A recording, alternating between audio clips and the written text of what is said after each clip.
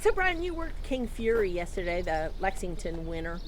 Talk about the work yesterday. It went well. He was his first. It only worked between the Lexington and the Derby, so we went a solid 5/8. He did it the right way. He was often on my watch. I had him off in 25, and then he ended up going a minute in 2, and then he galloped out in 12. It was just type of work where he kind of just carried me along and did it the right way with his ears up the whole way.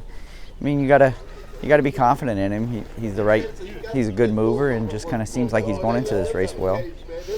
He's a curling, so the distance shouldn't be.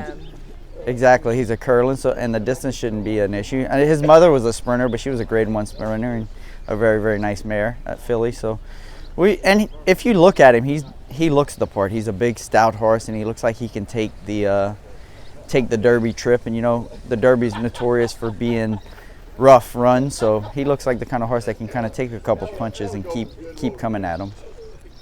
Yeah. Does it any concern that he hasn't been farther than a mile and 16?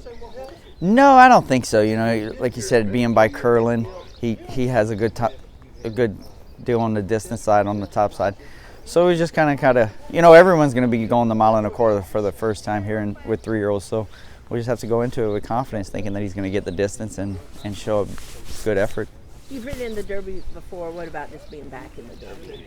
It's good, that's what I was talking with a couple media guys yesterday, and just you get up every morning and you look for these, starting as 2-year-olds, you look for these horses that'll get you to the Derby. So to be able to be in it again, and especially with a horse like that, because last year when he broke his maiden, the first thing Kenny said, he goes, "This is going to be our Derby horse for next year."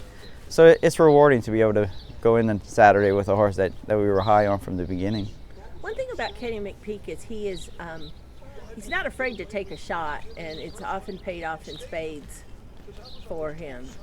Yeah, exactly, and that's the nice thing about riding for him as well. He buys a good horse, and he has him prepared, and like you said, he's not afraid to take a chance in these kind of races. And then when you go out there to ride for him, he just tells you, go ahead and let the race develop, and he doesn't tie your hands at any point, so it makes it easy to give a horse a good trip and let a horse kind of develop and give him the right kind of race. Talk about his Lexington. I mean, that was impressive. That was impressive, and it was one of those deals, the same deal. It was first race off the layoff, so it was just kind of, let's get him moving forward and give him the right kind of race.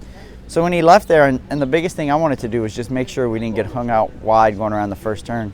So when I was able to get to the fence around the first turn, and then from the 5/8 pole home, he just moved like there was no way anybody was going to beat him. He traveled through the field, and every time I needed to hit a spot with him, he was there for me. And it was one of those efforts where you knew he was the best horse, and he proved it.